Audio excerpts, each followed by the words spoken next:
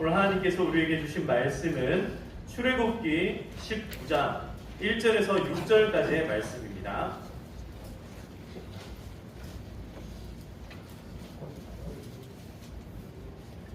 출애굽기 19장 1절에서 6절까지의 말씀, 저와 여러분들이 한 절씩 교독하여서 읽도록 하겠습니다. 19장 1절에서 6절까지입니다. 저부터 읽겠습니다. 이스라엘 자손이 애굽 땅을 떠난 지 3개월이 되던 날 그들이 시내 광야에 이르니라. 그들이 시내 광야에 이르러 그 광야에 장막을 치되 이스라엘이 곧 이 산 앞에 장막을 치니라. 모세가 하나님 앞에 올라가니 여호와께서 산에서 그를 불러 말씀하시되 너는 이같이 야곱의 집에 말하고 이스라엘 자손들에게 말하라. 내가 애굽 사람에게 어떻게 행하였음과 내가 어떻게 속임이 날리고 너희를 먹어 내게로 인도하였음을 너희가 보았느니라. 세계가 다 내게 속하였나니 너희가 내 말을 잘 듣고 내 언약을 지키면 너희는 모든 민족 중에서 내 소유가 되겠고 너희가 내게 대하여 제사장 나라가 되며 거룩한 백성이 되리라. 너는 이 말을 이스라엘 자손에게 전할지니라. 아멘. 할렐루야. 오늘 하나님께서 오늘 또 우리에게 눈을 들어 산을 보라 라고 말씀하실 때에 오늘은 특별히 시내산으로 한번 가보도록 하겠습니다. 이 시내산에 도착한 모세와 이스라엘 백성들, 이 눈을 들어 산을 보는 이스라엘 백성들에게 과연 어떤 일이 펼쳐지고 있는지, 그 눈을 들어 산을 보았을 때 하나님께서는 그들에게 무엇을 보여주고 있는지 한번 살펴보도록 하겠습니다. 한번 따라하겠습니다. 눈을 들어 산을 보라. 눈을 들어 산을 보라. 눈을 들어 산을 보라. 눈을 들어 산을 보라. 네, 오늘도 마음껏 하나님의 은혜와 하나님의 그 사랑과 감격 가운데 예배에 나아가시는 모든 성도님들 다 되시기를 바랍니다. 자, 이제 PPT를 좀 보여주시기를 바랍니다. 제가 원래는 PPT를 가지고 설교를 하는 사람이 아닙니다. 근데 오늘은요, 본문의 말씀 외에 우리가 살펴봐야 될 말씀이 너무 많습니다. 오늘은 심지어 출애굽기를 40장까지 끝까지 완전히 마무리를 지을 예정입니다. 그래서 어쩔 수 없이 제가 PPT를 좀 준비했는데 집중을 하시면서 잘 봐주시면 감사합니다. 먼저 첫 장면을 보겠습니다. 엘리 골드렛이라는 사람이 있습니다. 이분이 엘리 골드렛이라는 사람인데요. 이분이 쓴 저 책이 유명합니다. 더 골이라고 하는 저 책이 굉장히 유명한 책인데, 저 책이 경영학자들에게 있어서는 마치 입문서이자 마치 이 성경과 같은 계속 손에 쥐고 봐야 되는 그런 책으로 많이 읽혀진 책입니다. 저 책이 언제 나왔냐면 저 1편이요. 더 골이라는 책 1편이 나왔던 연도가 1984년도입니다. 1984년. 그러니까 42년 전에 저 책이 쓰여졌는데 2019년도에 30주년 개정판이 나왔습니다. 그 정도로 엄청나게 유명한 책이고 많이 읽혀진 책이고 지금도 많이 읽혀지고 있는 그런 책입니다. 이 엘리 골드렛이라는 사람은요, 원래는 물리학자입니다. 물리학 박사인데요, 이 물리학자가 우연치 않게 자기가 알고 있는 지인의 공장에 이렇게 가게 되고 그 공장에 경영하는 일들을 보고 듣게 되면서 이 관심이 어디로 옮겨지게 되냐면 경영 쪽으로 이렇게 옮겨지게 됩니다. 그래서 엘리 골드렛은 결국 경영 이론가가 되고요. 이분은 이 더 골이라는 책을 통하여서 이 비즈니스 소설입니다. 소설처럼 이렇게 대화체로 이루어진 이 책을 통하여서 많은 경영자들이 실수하고 또 실패하는 가운데 제대로 된 목표를 이루지 못할 때에 더 골이라는 제목과 같이 당신의 목표, 당신의 목적이 어디 있습니까? 라는 질문을 던지면서 많은 경영자들의 이 마음을 흔들었던 그런 책입니다. 이 책에 이런 한 문장이 나옵니다. 자네 공장의 목표는 뭔가? 자네 공장의 목표는 뭔가? 이렇게 한 가지 질문을 가지고 이 책이 시작이 되는데, 사랑하는 성도 여러분, 오늘 우리의 마음에도 한번 이 똑같은 질문을 한번 던져보겠습니다. 나의 목표는 무엇인가? 한번 따라하겠습니다. 나의 목표는 무엇일까? 나의 목표는 무엇일까? 여러분들의 목표는 무엇입니까? 올해 여러분들의 목표는 무엇입니까? 여러분들의 한 5년 목표는 무엇입니까? 10년 동안의 목표는 무엇입니까? 여러분 인생에 결국에 이르게 되는 여러분들의 목표는 무엇입니까? 이 책은요 1권과 2권으로 나눠져 있고 이 책 이후에 세 번째 한계를 넘어서 또 네 번째 더 초이스라는 책까지 계속해서 이 엘리 골드렛이라는 분은 이 경영과 관련된 책들을 써냅니다. 자, 사랑하는 성도 여러분, 오늘 우리가 가져야 될 목표가 무엇인지를 한번 살펴보면서 눈을 들었을 때 하나님께서 우리에게 보여주시는 사랑과 은혜가 무엇인가? 자, 첫 번째입니다. 다음 한번 따라하겠습니다. 눈을 들면 목표가 보입니다. 오늘 신의 산으로 인도하신 하나님께서 우리에게 가르쳐 주시는 것, 눈을 들면 목표가 보인다. 여러분, 우리가 목표 없이 목적을 상실한 채 방황하는 삶을 살아가게 되면 어디를 가도 힘이 듭니다. 여기가 내 목표 지점이 맞는지, 내가 닿아야 할 곳이 맞는지 헤매게 됩니다. 그래서 하나님께서는 모세에게 첫 번째로 목표를 설정해 주십니다. 작은 목표를 먼저 모세에게 설정을 해 주십니다. 자, 그래서 여러분 제가 드린 이 주보 보면은 이 빈칸이 있습니다. 눈을 들면 빈 줄이 쭉 돼 있죠. 여기다가 뭐라고 쓰면 되겠습니까? 그렇죠. 예. 펜이 있으신 분들은 목표라고 쓰시면 되겠습니다. 없는 분들은 나중에 나가시면서 펜 빌려서 쓰시면 됩니다. 눈을 들면 여러분 목표가 보입니다. 신의 산으로 인도하신 하나님께서 지금 이스라엘 백성과 모세에게 목표를 보여주시는데 첫 번째로는 작은 목표를 이루게 하십니다. 작은 목표를 조금씩 이루어가는 것이 참 중요합니다. 작은 성취감을 맛보는 것은요, 큰 목표를 향해서 나아갈 수 있는 동기가 된다라는 것입니다. 자, 그러면 하나님께서는 과연 어떻게 이 모세로 하여금 작은 목표들을 이루게 했을까? 자, 지금부터는요, 앞에 보시면은 제가 성경 구절을 많이 준비했습니다. 아주 많이 준비를 했는데 한번 보겠습니다. 먼저 출애굽기 3장 12절입니다. 여러분 눈에 잘 보이지도 않죠? 이거 글씨 작아가지고 잘 보이지도 않는 줄 저도 알고 있습니다. 그럼에도 불구하고 제가 이렇게 준비해드리는 이유가 뭐냐면 이 시간에 제가 이걸 다 읽으면서 나갈 게 아니기 때문에 그렇습니다. 대충 저렇게 있다는 것을 이해해 주시면 보입니까? 네, 시력 2.0 되시는 분들은 이게 보일 거고 시력이 안 좋으신 분들은 괜찮습니다. 걱정하지 마십시오. 제가 읽어드리면서 체크만 하면서 나갈 겁니다. 자, 이게 뭐냐면요, 이런 겁니다. 우리가 지난주에 읽었던 말씀들인데요, 출애굽기 3장 12절에 보면은 하나님께서 이렇게 말씀합니다. 하나님이 이르시되 내가 반드시 너와 함께 있으리라. 내가는 모세입니다. 모세야, 네가 그 백성을 애굽에서 인도하여 낸 후에 너희가 이 산에서 하나님을 섬기리니 이것이 내가 너를 보낸 증거니라. 자, 작은 목표, 하나님께서 지금 모세에게 가르쳐 주시는 작은 목표가 뭐냐면 이 산으로 와라, 신의 산으로 와라, 호렙 산으로 다시 돌아와라. 이게 작은 목표입니다. 그래서 출애굽기 5장 1절에 보면 그 후에 모세와 아론이 바로에게 가서 이르되 이스라엘 하나님 여호와께서 이렇게 말씀하시기를 내 백성을 보내라. 그러면 그들이 광야에서 내 앞에 절기를 지킬 것이라 하셨나이다. 이 광야는 어떤 광야냐면 신의 광야입니다. 그러니까 신의 산으로 오는 게 지금 첫 번째 목표라는 것을 하나님께서 출애굽기 3장에서부터 19장까지 계속 지속적으로 말씀하시고, 그래서 모세 머릿속에는 딱 하나밖에 없는 거예요.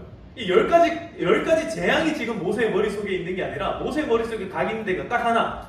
이스라엘 백성들을 데리고 어디로 가야 되겠다? 그렇죠. 신의 산으로 가야겠다. 어떻게든 호렙산, 신의 산, 똑같은 말입니다. 이 산으로 내가 데려가야겠다.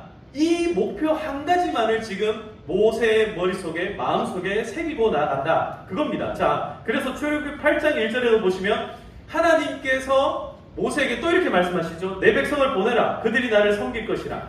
또 8장 20절에 보면 내 백성을 보내라. 그러면 그들이 나를 섬길 것이니라. 그리고 출애굽기 1장에도 9장 1절에도 내 백성을 보내라. 그들이 나를 섬길 것이니라. 9장 13절에도 내 백성을 보내라. 그들이 나를 섬길 것이니라. 그러면요, 바로가 어떻게 하냐면 모세에게 계속해서 딜을 합니다. 딜을. 어떻게 하냐면 그냥은 못 보내겠다. 이렇게는 못 보낸다. 도저히 안 되겠다. 이러면서 딜을 계속 요청을 하는데 그때마다 모세가 어떻게 합니까? 모세의 머릿속에 뭐밖에 없어요. 지금 신의 산. 이 신의 산밖에 없는 거예요. 무조건 가야 돼요. 아니요, 아닙니다. 무조건 가야 됩니다. 계속 그런 이야기를 반복을 하고 또 반복을 했던 겁니다. 그래서 여러분 19장 1절 저거는 조금 큰데 보이십니까?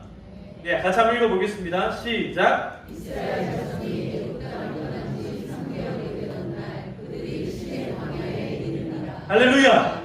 여러분 드디어 신의 광야에 딱 이르렀을 때 모세의 마음 가운데 첫 번째로 목표하고 있었던 신의 광야, 신의 산, 그게 눈에 딱 보일 때에 마음이 어땠겠습니까? 엄청나게 기뻤겠죠. 제가 초등학교 다닐 때에, 저는 국민학교 출신이거든요. 국민학교 다닐 때에 제가 6학년 때 지금도 생각이 나는 게 제가 지독하게 숙제를 안 했어요. 진짜 숙제를 안 했거든요. 그렇게 놀 게 많아가지고 숙제를 안 했어요. 저희 어머니는 집에만 오면 씻었냐, 먹었냐, 숙제했냐 이거 세 가지 늘 묻는 게 그거였는데 저희 아버지는 집에 오면 쉬어라, 놀아라, 그만 자라 이게 저희 아버지가 하시는 말씀이었어요. 그래서 저는 누구의 말을 택했겠습니까? 아버지. 할렐루야. 아버지를 사랑했습니다. 그래서 아버지가 말씀하시는 대로 말씀하시옵소서 내가 듣겠나이다 하면서 먹고 놀고 쉬고 하면서 숙제를 전혀 안 했던 거예요. 그러니까 학교만 가면 제가 선생님께 어떻게 해야 되겠습니까? 예, 맞아요. 요새는 맞으면 안 됩니다. 요새는 때리면 큰일 나죠. 맨날 혼나는 거예요. 맨날 혼나고 또 혼나고 또 혼났습니다. 그렇게 맨날 혼나다가 결정적으로 제가 바뀌는 계기가 생겼습니다. 이 방학을 딱 지나면서 저희 선생님께서 어떻게 하셨냐면 저에게 짝꿍을 딱 바꿔주셨는데 그 짝꿍을 보니까 아니요, 여자가 아니 원래 짝꿍도 여자였어요. 근데 바뀐 짝꿍도 여자 맞습니다. 근데 그 짝꿍이 숙제를 되게 잘하는 짝꿍이었거든요. 얘 참 잘 만났죠. 얘는 숙제를 내주면은 그날 학교에서 바로 숙제를 막 하기 시작합니다. 와, 그 저는 처음 봤어요. 아니 숙제를 재밌어? 왜 그래 자꾸 숙제를 열심히 해? 제가 막 물어봤어요. 재밌어. 이렇게 숙제하면 너무 좋아. 그때부터 제가 손에 잡았던 두 책이 있습니다. 표준 전과와 동화 전과.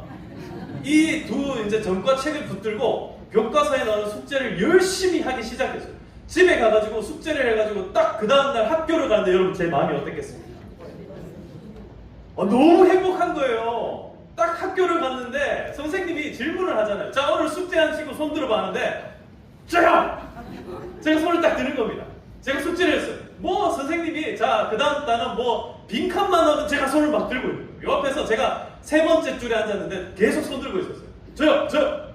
계속 대답하고 여러분 숙제를 해가면 이렇게 행복한 줄 제가 몰랐습니다. 숙제 잘 하시기를 축복합니다. 여러분 숙제 있으시죠? 오늘도 집에 숙제 좀 놔두고 오셨죠? 혹시 집에 놔두고 온 설거지 숙제, 집안일 숙제, 또 회사에 놔두고 온 여러 가지 숙제 있으시죠? 여러분 숙제 잘하면 마음이 편합니다. 네, 지금 우리 딸들도 지금 얘기를 듣고 있는데 숙제 잘하면 마음 편하다. 숙제 잘해라. 이렇게 작은 목표, 작은 성취감을 맛보는 것은요 인생을 바꿔갑니다. 이때부터 제가 성적이 막 쭉쭉쭉쭉 오르기 시작했습니다. 그건 다음에 말씀드릴게요. 하나님께서 이 작은 목표들을 이루게 하시고 난 다음에 자 다음 장 한번 볼까요? 이 작은 목표를 이루고 난 다음에 그 다음으로 바로 넘어갑니다. 다음 목표를 꿈꾸다. 하나님께서는요 이 작은 목표들을 이루고 마침내 이 신의 산에 딱 도착하고 난 다음에는 그 다음에 어떻게 하게끔 하시냐면 작은 목표에 머무는 것이 아니라 이제 우리가 꿈꾸어야 할 궁극적인 그 목표를 바라보게끔 하셨다라는 겁니다. 사랑하는 성도 여러분, 눈을 들면 뭐가 보입니까? 목표가 보입니다. 내가 이루어야 할 작은 목표들도 보이고 눈을 들면은 우리가 궁극적으로 이루어야 할 진짜 그 먼 미래의 목표들도 보이기 시작한다는 겁니다. 여러분 혹시 길을 잃고 방황하시는 분들이 계십니까? 먼저 작은 목표들을 이루어 가시기를 바랍니다. 작은 목표를 이루어 가다 보면은 마침내 우리가 달성해야 할 궁극적인 목표도 보이게 된다는 겁니다.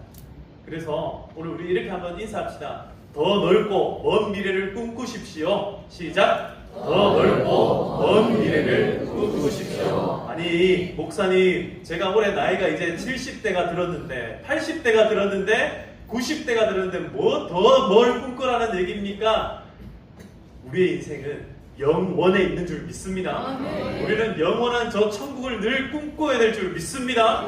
우리 인생은요, 정말 오늘부터 시작하여서 저 영원까지 계속해서 꿈꿔야 되는, 마치 여러분 70대, 80대 제가 어른들에게 물어봅니다. 언제가 가장 기억나세요? 그러면 여전히 그 마음은요, 언제로 가 있냐면 20대에 가 있는 거예요. 여러분 20대, 30대의 마음을 늘 꿈꾸시기를 소망합니다. 그거 잃지 마세요.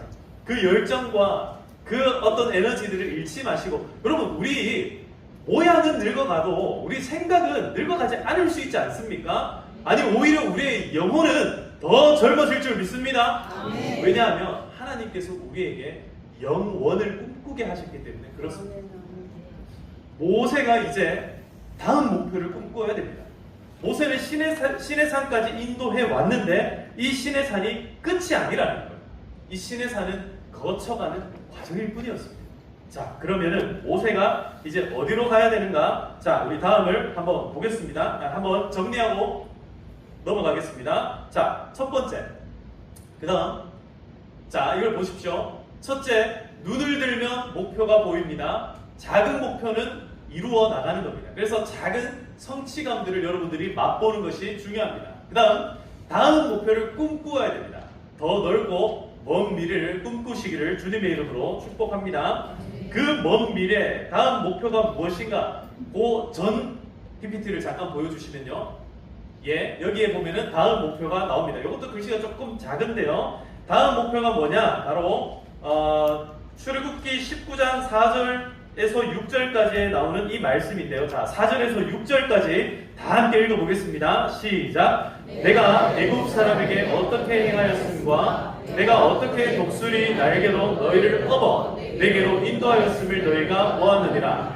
세계가 다 내게 속하였느니 너희가 내 말을 잘 듣고 내 언약을 지키면 너희는 모든 민족 중에서 내 소유가 되겠고 너희가 내게 대하여 제사장 나라가 되며 거룩한 백성이 되리라. 너는 이 말을 이스라엘 자손에게 전할지니라. 할렐루야. 자, 하나님께서 보여주시는 다음 목표는 뭐냐면 이 신의 산에서 너희가 신의 산까지 잘 왔다. 잘 왔어. 근데 이 신의 산에서 이제 이 백성들이 지금 뭐로 400년 동안 뭘로 살았습니까? 노예로 살았어요. 노예로. 종으로 살았어요. 노예와 종이라는 것은요, 내 생각이 없어요. 남이 시키는 대로 합니다. 누가 시키는 대로 했어요? 애굽에서 시키는 대로 했습니다. 우상을 섬기라면 우상을 섬기고 왕을 섬기라면 왕을 섬겼습니다. 이게 종노릇하는 인생이었습니다. 우리가 예수를 믿고 난 다음에는요, 우리의 인생이 더 이상 종과 노예가 아니라 우리는 무엇이 됩니까? 자유인이 됩니다. 프리덤. 우리의 인생을 자유케 하신 분이 있음을 꼭 믿으시기를 축복합니다. 자, 우리의 인생을 이 이스라엘 백성들의 삶을 이제 무엇으로 변모시켜 주냐면 너희는 거룩한 제사장 나라가 되어야 된다고 가르쳐 주십니다. 자, 이게 무슨 말이냐면 제사장이 있죠. 제사장이 있습니다. 많은 백성들 가운데 제사장은 몇 명밖에 없습니까? 예, 대제사장은 딱 한 명밖에 없습니다. 제사장들은 그 대제사장 밑에 몇 명이 있습니다. 도는 제사장들이 몇 명이 있는데 이 제사를 지낼 수 있는 그 제사를 지낼 수 있는 제사장들 중에서도 대제사장은 딱 한 명밖에 없습니다. 하나님께서 왜 딱 한 나라 이스라엘을 선택해서 너희로 하여금 내가 제사장 나라가 되게 하겠다. 왜 그 말씀을 하셨을까요? 그것은 온 열방들로 말미암아 이 제사장 나라인 이스라엘을 통하여서 누구에게 오게 하겠다는 겁니까? 하나님에게 오게 하겠다. 그 말은 모든 열방들로 하여금 하나님을 섬기는 나라가 되게 하겠다는 겁니다. 하나님의 마음은 이스라엘에게만 있는 것이 아니라 이미 온 세상 열방을 향하여 있는 줄 믿으시기를 축복합니다. 그 하나님의 꿈이 오늘 어디에까지 이르렀습니까? 오늘 저와 여러분들에게까지 이른 줄로 믿습니다. 우리도 따지면 이방 나라였습니다. 얼마나 이방 나라입니까? 이스라엘은 우리나라하고 정반대에 있어요. 지구 정반대에 있어요. 근데 그 하나님의 꿈이 한국 땅에도 이루어져서 결국에는 저와 여러분들이 예수 믿는 그리스도인들이 다 되지 않았습니다. 하나님의 꿈은 이루어진 줄 믿습니다. 그 목표가 오늘 우리에게로 지금 임하고 있습니다. 이제 저와 여러분들을 크리스찬으로 그리스도인으로 살아가는 이 첫 번째 작은 목표는 하나님께서 이루셨어요. 그럼 이제 우리는 어떻게 살아가야 합니까?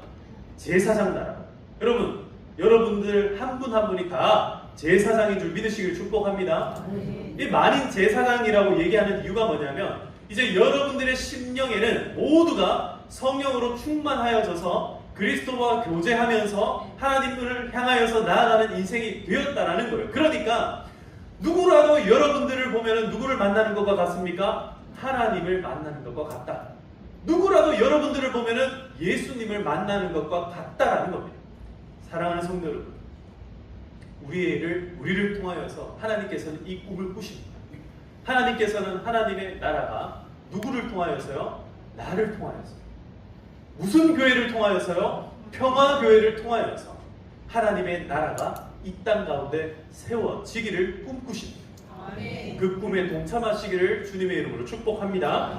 눈을 들면 뭐가 보입니까? 목표가 보입니다. 작은 목표가 보이고 또 더 먼 미래를 향한 목표를 봐야 될 줄 믿습니다. 자, 이번에 이제 두 번째입니다. 눈을 들면 그 다음으로 보이는 것, 은혜가 보입니다. 한번 따라합시다. 눈을 들면 은혜가 보입니다. 눈을 들면 은혜가 보입니다. 자, 여러분, 이 신의 산에서 이 은혜를 하나님께서 경험하게끔 해주시는데요.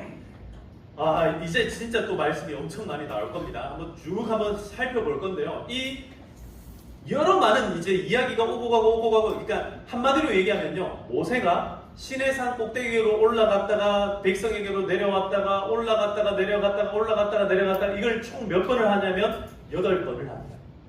요 8번 동안에 이 모세가 계속 올라갔다 내려갔다 하는데 요 사건을 통해서 여러분들이 지금부터 주목해야 되는 이 은혜의 속성 두 가지가 있습니다. 그게 뭐냐면 첫 번째는 지속성입니다. 은혜의 지속성. 하나님께서 이 한 번 베푸신 은혜를 지속적으로 이 효과를 유지하기 위해서 무진장 어떻게 하실까요? 참으시는. 계속 참으시는. 그리고 계속 불러올립니다. 그래서 그 언약을 이루시기까지 하나님께서 어떻게 하시는지 한번 주목해 보십시오. 그 다음에 모세는 또 어떻게 합니까? 이 언약을 달성하기 위해서 계속 올라갑니다. 올라가고 계속 올라갑니다. 그런 장면. 그리고 백성들이 밑에 있으니까 계속 또 어떻게 해요? 내려오고 계속해서. 그래서 은혜는 연속성이다.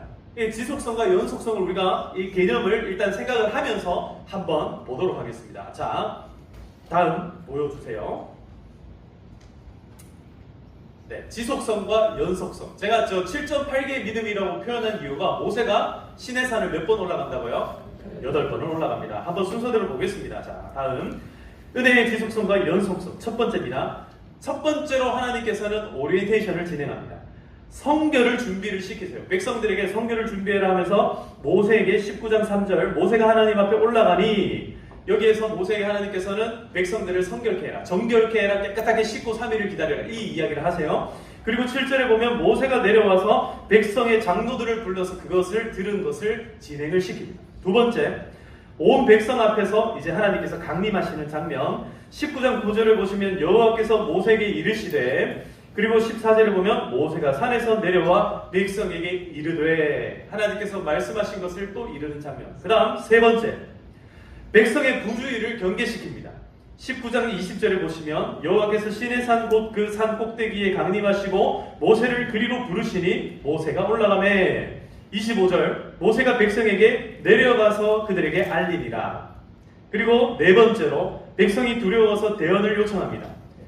20장 18절에서 21절 보시면 뭇백성이 이 산의 연기를 보고 그들이 볼 때 떨며 멀리 서서 모세에게 이르되 당신이 우리에게 말씀하소서. 모세가 백성에게 이르되 대언을 요구합니다. 요청을 합니다. 그랬더니 출애굽기 20장 21절 백성은 멀리 서 있고 모세는 하나님이 계신 흑암으로 가까이 가니라. 지금 네 번째 올라가고 내려가는 장면. 그 다음 다섯 번째입니다. 하나님과 지도자 그룹의 교제.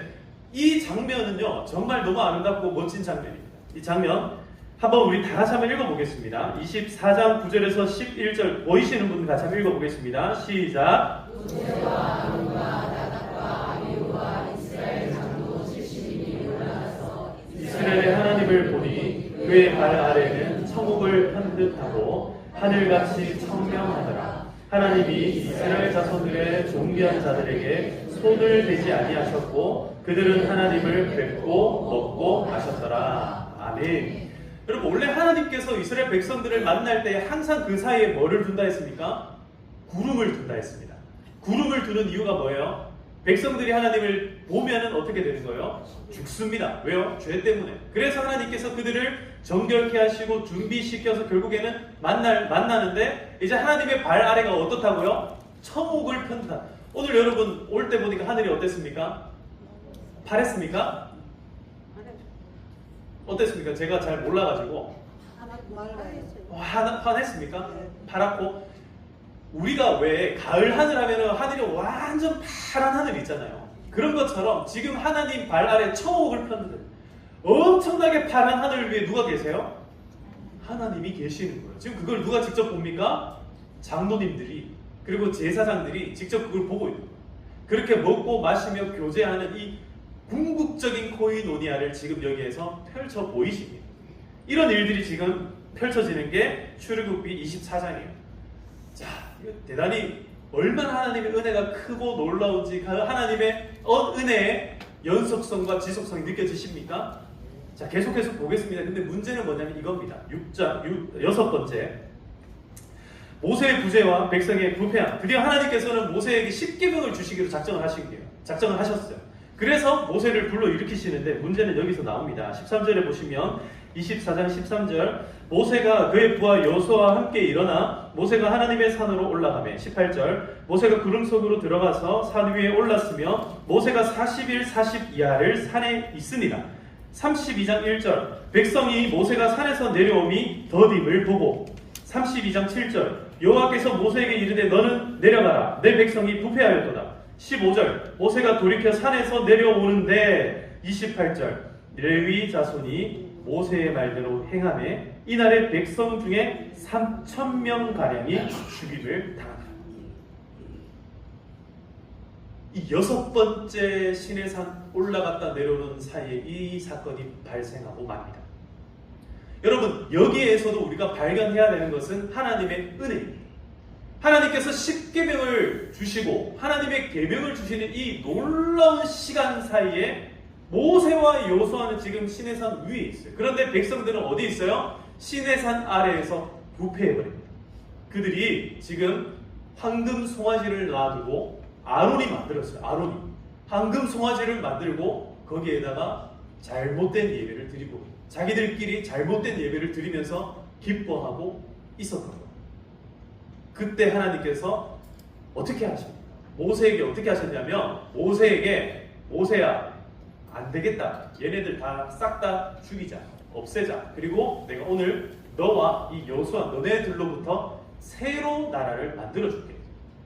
그때 모세가 어떻게 하냐면 안 됩니다 하나님. 하나님 제발 하나님의 하나님 되심을 지키시기를 바랍니다. 하나님께서 여기까지 인도하신 저 백성들을 하나님 긍휼히 여겨 주시옵소서. 그래서 모세를 중보자라고 얘기합니다. 그래서 하나님께서 어떻게 하냐면 그럼 모세야 내려가라. 다시 내려보내십니다. 그래서 모세가 어떻게 하냐면 자 오늘 이 부패한 백성들 가운데서 앞장서고 주동한 사람들을 죽여야겠는 거예요. 그들 그 싹을 제거를 해야 되는 거예요. 그래서 레위지파 사람들이 칼을 들고 일어나 동족을 죽이는 그런 안타까운 일이 발생을 합니다. 3,000명이 죽습니다. 이 일이 발생하는 게 6번째 시내산입니다. 자 그러면 7번째 시내산에서 이제 어떤 일이 일어나는지 또 보겠습니다. 7번째입니다. 모세의 중보기도와 백성의 회개가 일어나는데요. 32장 20절 이튿날 모세가 백성에게 이르되 너희가 큰 죄를 범하였도다. 내가 이제 여호와께로 올라가노니 혹 너희를 위하여 속죄가 될까 하노라 하고 모세가 여호와께로 다시 나아가 여짜오되 34절 이제 가서 내가 내게 말한 곳으로 백성을 인도하라. 33장 6절 이스라엘 자손이 호렙산에서부터 그들의 장신구를 떼어내니라.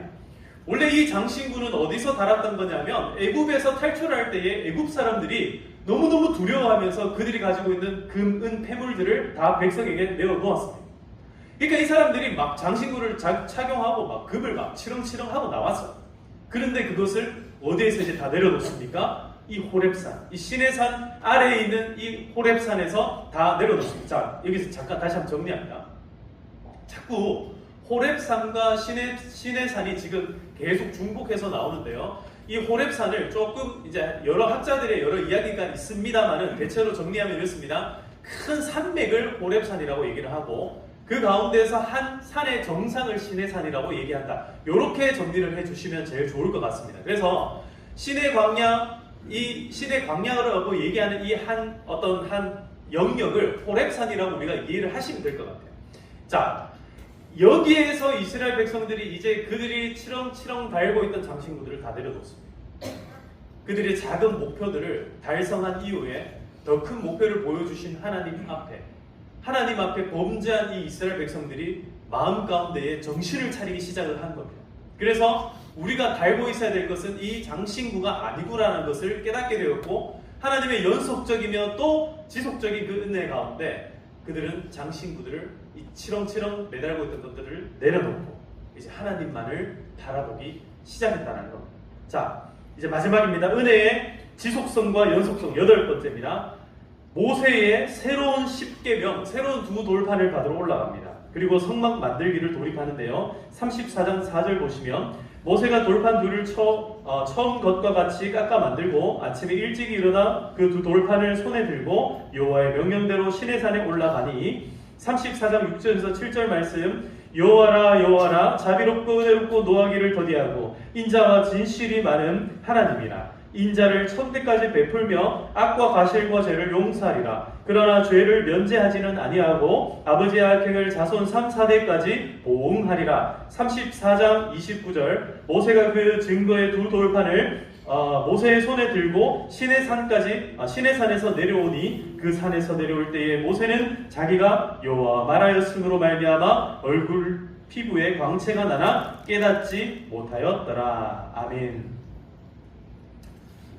이제 이 시내산에 머물고 있던 하나님의 영광이 이제 이 시내산을 떠납니다.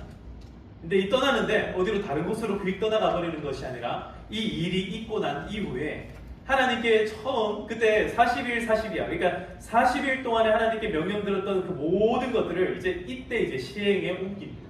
그래서 모든 것들을 시행에 다 옮기고 난 다음에 하나님의 영이 이제 시내산을 떠나서 어디로 가냐면은 어디로 갈까요? 성막으로 옮겨갑니다. 이 성막 안에 가운데서도 지극히 거룩한 것을 지성소라고 얘기하고 이 지성소 안에는 언약궤가 있고 언약궤 안에는 뭐가 들어있다 했습니까? 그렇죠. 10계명이 들어요. 10계명이 지금 들어있습니다. 나중에는 여기에 뭐도 들어가요? 두 가지가 더 들어가는데 만나가 들어있는 항아리가 하나 더 들어가고 또 뭐가 더 들어갑니까? 예, 모세의 지팡이 아니고 아론의 지팡이. 모세의 지팡이 아닙니다. 아론의 쌍난 지팡이가 여기 들어갑니다. 자, 하나님께서 더 이상 시내산에 머물지 않고 이제 이스라엘 백성들과 함께 이 행군에 함께 참여하기로 작정을 하십니다. 그래서 여러분 이 시내산에서 우리에게 보여주신 것이 무엇입니까? 바로 은혜라는 것입니다. 이제 말씀을 정리를 하도록 하겠습니다. 자, 눈을 들면 무엇이 보인다고요? 은혜가 보인다. 자, 은혜는 두 가지 속성을 말씀드렸습니다. 이 지속성이라는 것은 반복되고 효과가 계속해서 유지되는 것을 의미합니다. 하나님께서는 어떻게 하셨어요? 계속 참으셨어요. 8번째까지 참으셔서 하나님께서 뭐라 하셨어요? 인자가 계속해서 나아가고 뭐는 더디하신다고요? 노하심은 더디하시고 인자하심은 영원토록 이른다. 그것이 바로 하나님의 은혜인 줄 믿습니다. 연속성 7.8개의 믿음을 우리에게 주시는 거예요. 그래서 여러분 이게 거꾸로 되면 안 됩니다. 7.8개의 믿음이 은혜를 불러일으키는 것이 아니라 하나님의 은혜가 우리가 7번 넘어져도 다시 몇 번 일어설 수 있어요? 8번 일어설 수 있는 그 믿음을 우리에게 주신다는 겁니다. 은혜가 우리를 일으킬 줄 믿습니다. 은혜가 우리의 눈을 들어 산을 보게끔 만드는 줄 믿습니다. 그 은혜가 시내산에 다시 모세로 하여금 올라가게 만들고 만든다는 겁니다. 사랑하는 성도 여러분, 다시 일어서시기를 축복합니다. 다시 일어서시기를 주님의 이름으로 축복합니다. 하나님은 그렇게 우리에게 은혜를 주십니다. 오늘 이 예배 가운데 하나님의 은혜를 경험하시고 하나님께서 우리에게 새롭게 보여주시는 목표들을 발견하심으로 7번째 지금 넘어있다 할지라도, 아니 여러분들이 70번, 700번을 넘어진다 할지라도 71번째 다시 일어나기를 축복합니다. 701번째 다시 일어나기를 축복합니다. 그 은혜가 오늘 여러분들의 10년 가운데 충만하시기를 주님의 이름으로 축복합니다. 아까 전에 제가 서두에 말씀드린 그 골드렛이라는 분 기억나시죠? 그분이 자기가 죽고 난 다음에 이 묘비에다가 이런 이야기를 새겼습니다. 예, 저렇게 묘비명을 새겼습니다. 저렇게 하면 우리가 도통 알아볼 수가 없어서 제가 한글로 옮겼습니다. 제가 읽어드릴게요. 1번, 사람들은 선합니다. 2번째, 모든 갈등은 제거할 수 있습니다. 3번째, 모든 상황은 처음에는 아무리 복잡해 보일지라도 사실 지극히 간단한 겁니다. 4번째, 모든 상황은 실질적으로 개선될 수 있습니다. 심지어 하늘도 한계가 아닙니다. 5번째, 모든 사람이 충만한 삶에 도달할 수 있습니다. 6번째, 항상 윈윈 솔루션이 있습니다. 이분이 살아생전에 이 책들을 계속 냈다 그랬죠. 첫 번째 책은 당신의 목표는 무엇인가? 2번째는 행운은 우연히 찾아오지 않는다. 3번째는 한계를 넘어서, 4번째는 더 초이스라는 책을 썼습니다. 그러면서 자기만의 경영 이론을 하나 딱 만드는데 그게 뭐냐면 제약 이론입니다. 제약 이론. 제약 이론. 이게 뭐냐면 경영을 할 때 뭐가 많이 생긴다는 거예요? 제약들이 많다는 겁니다. 뭔가 이윤이 잘 나지 않고 직원들의 만족도가 떨어지고 그리고 소비자들의 만족도가 떨어질 때 그 뭔가 이유가 있다라는 거죠. 그때 개선을 하고자 하면은 개선할 때에 제약들이 자꾸 생겨나는데 이 제약 이론이 뭐냐면 제약되는 이 조건들을 개선하라는 겁니다. 되게 단순하죠. 우리 식으로 표현하면 앞에 장애물이 있어요. 그럼 어떻게 하라는 거예요? 장애물을 조금 과격하신 분들은 제거를 해버립니다. 조금 소심한 분들은 장애물을 어떻게 할까요? 비켜가든지 넘어가든지 제거하든지. 좋습니다. 뭐든지 좋습니다. 여러분, 장애물을 다 뛰어넘으시기를 축복합니다. 다 제거하시기를 축복합니다. 하나님께서 오늘 우리에게 이렇게 말씀하세요. 너의 목표는 뭐냐? 너의 목표가 무엇이냐? 인생의 목표는 무엇이냐? 사랑하는 성도 여러분, 하나님을 바라보시면 그 목표가 다시 우리에게 다가올 줄 믿습니다. 다시 우리 인생 가운데 작은 목표들을 성취해 나갈 때에 더 큰 목표를 우리에게 주실 줄 믿습니다. 여러분들은요, 결코 작지 않습니다. 여러분 한 사람 한 사람은 큰 사람입니다. 하나님은 그렇게 우리를 만드셨습니다. 우리에게 장애물들이 생길 때가 있습니다. 우리의 한계를 만날 때가 있습니다. 그때 우리는 무엇을 봐야 됩니까? 예수님을 봐야 됩니다. 피난처 대신 예수님을 바라보시는 우리 모든 성도님들 다 되시기를 주님의 이름으로 축복합니다. 이 시간 함께 한번 찬양합시다. 나의 피난처 예수 의지해요. 우리 이 찬양하면서 이 가사를 묵상하시면서 우리 영원한 언약의 정말 목표이자 그리고 그 은혜를 지속적으로 연속적으로 주시는 그 하나님을 정말 사모하는 마음으로 우리 찬양 함께 찬양드리겠습니다.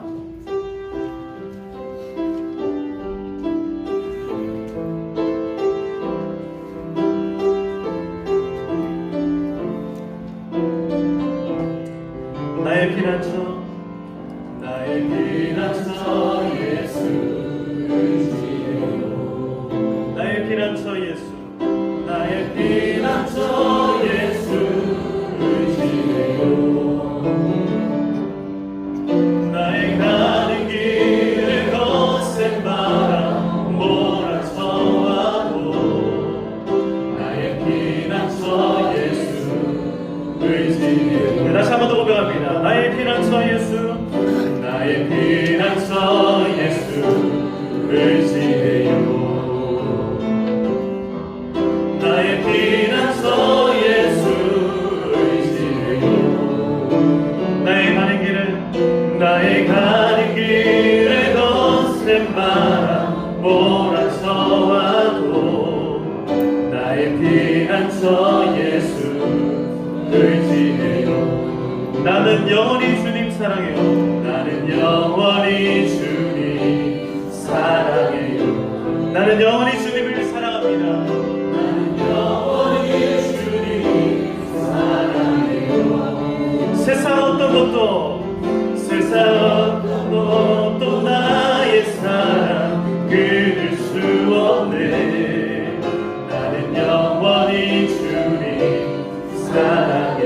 우리 두 손 높이 들고 아버지 아버지 나를 사랑하시니 나의 모든 것 주께 드려요. 아버지 내가 여기 있으니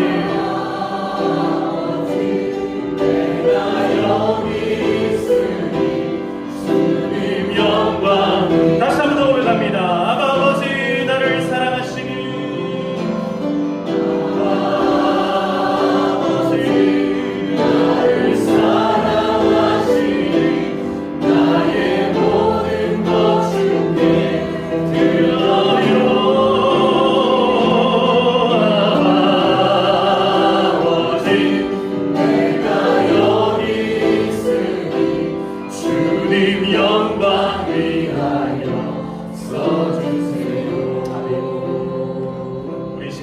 들었던 말씀을 기억하면서 같이 한번 기도했으면 좋겠습니다. 하나님, 때로 우리의 갈 길들이 끊어진 것 같을 때가 있습니다. 선명하게 보이던 표지판들이 더 이상 눈앞에 보이지 않을 때가 있습니다. 그럴 때 우리에게 작은 목표들을 좀 알려주십시오. 우리가 한 걸음 나아가야 될 하나님, 그 다음 목표들을 좀 우리에게 보여주십시오. 그걸 이겨내고 해결할 수 있는 힘들을 우리에게 허락하여 주시옵소서. 신의 산에 마침내 이르렀던 모세와 같이 하나님, 우리도 그렇게 작은 목표들을 달성해 나갈 수 있는 하나님의 백성 되기를 소망합니다.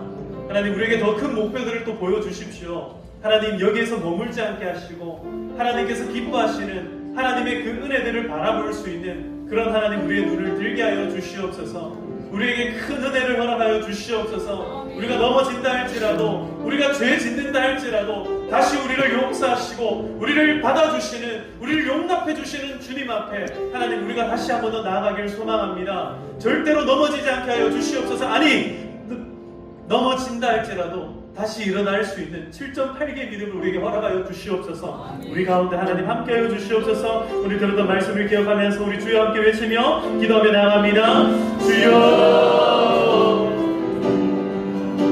주님, 오 주님 아버지 하나님 감사합니다. 아버지 하나님, 우리의 인생을 아버지 하나님 오늘 여기까지 인도하실 줄 믿습니다. 우리의 연약한 것에 부족한 가운데서 우리의 삶을 아버지 하나님 결코 포기하지 아니하시고 그능하신 손으로 우리를 붙드시고 우리를 살아주시고 아버지 우리를 여기까지 인도해 주시길 감사합니다. 우리의 피난처 되신 예수님, 오 주님, 주님을 붙잡고 나가기를 소망합니다. 주님, 주님의 은혜와 사랑의 신령 가운데 함께하여 주시옵소서. 우리 마음 가운데 살아계신 주님께서 아버지 하나님, 우리와 함께하시는 하나님의 은혜가 오늘 우리의 심령을 새롭게 하여 주시옵소서. 고개 숙인 주 백성들, 고개 들어 하나님을 바라보게 하여 주시옵소서. 눈을 들어 하나님을 바라보게 하여 주시옵소서. 아버지 하나님, 목표를 상실한, 목적을 상실하여서 헤매는 우리 인생 가운데 개입하셔서 다시금 그 목표를 바라보게 하시고 아버지, 우리의 삶의 작은 아버지의 숙제들을 해나갈 수 있는 것을 도와주시옵소서. 하나님, 우리에게 은혜를 허락하여 주시옵소서. 하나님, 우리에게 은혜를 더하여 주시옵소서. 하나님, 우리에게 지속적인 은혜를 더하여 주시옵소서.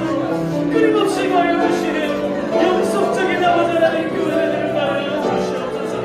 그리하여 아버지, 우리가 7번 넘어지지 않지라도 8번째 다시 일어설 수 있는 믿음이 우리 안에 충만하게 되기를 소망합니다. 아버지, 우리 성도들의 마음을, 우리 오늘 우리 성도들의 신경들을 다시금 회복시켜 주시옵소서. 하나님의 내가 오늘 나아가는 우리 성도들, 아버지, 저 세상 가운데 빛과 소금의 영광을 넉넉히 감당하는 우리 성도들, 아버지 하나님 나아가게 하여 주시옵소서. 이제 우리가 유월을 시작하면서 다시 힘찬 발걸음을 나아가게 소망합니다. 아버지 하나님, 우리에게 힘을 주시옵소서. 믿음을 주시옵소서. 지혜를 주시옵소서. 저 세상 가운데 아버지 하나님께서 우리에게 주신 아버지 하나님 모든 사람들을 넉넉히 감당할 수 있는 모든 백성들 주의 성도들 나아가게 하여 삶의 은혜가 풍성하신 주님 감사합니다. 하나님의 크신 은혜 가운데 아버지 하나님, 오늘 우리를 여기까지 인도하여 주심을 감사합니다. 하나님, 우리는 작은 걸음 한 걸음 걸을 때에도 하나님 방향을 잃기가 일수입니다.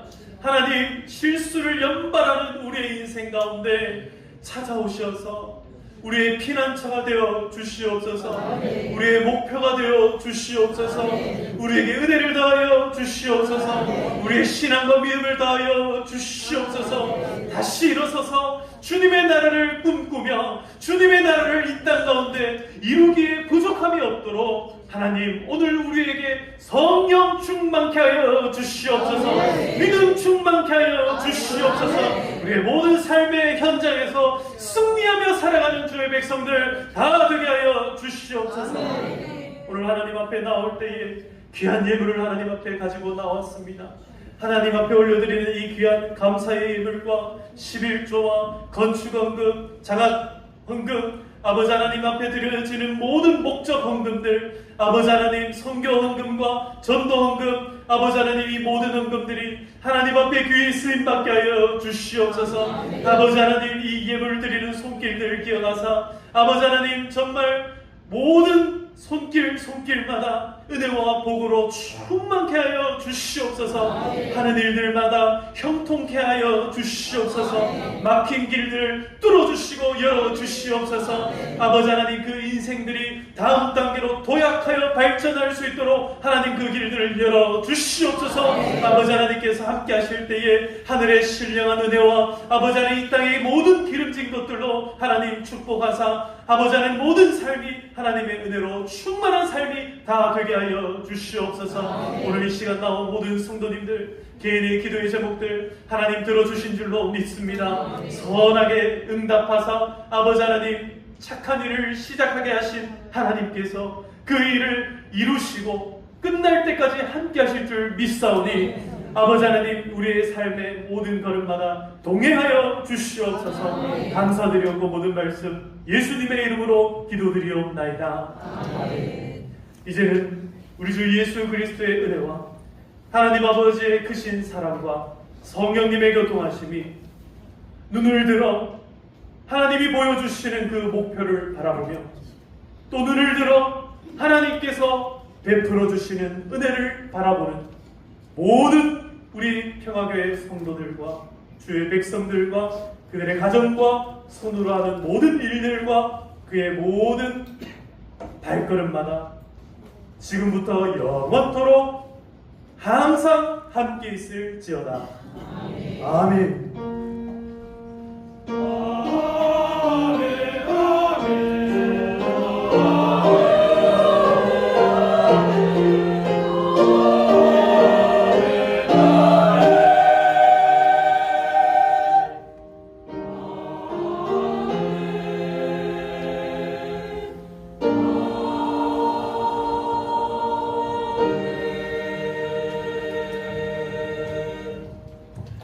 할렐루야. 네, 믿음으로 승리하시는 우리 성도님들 다 되시기를 축복합니다. 이 시간 우리 축복성 부르겠습니다. 하나님은 너를 사랑해. 함께 찬양드리겠습니다.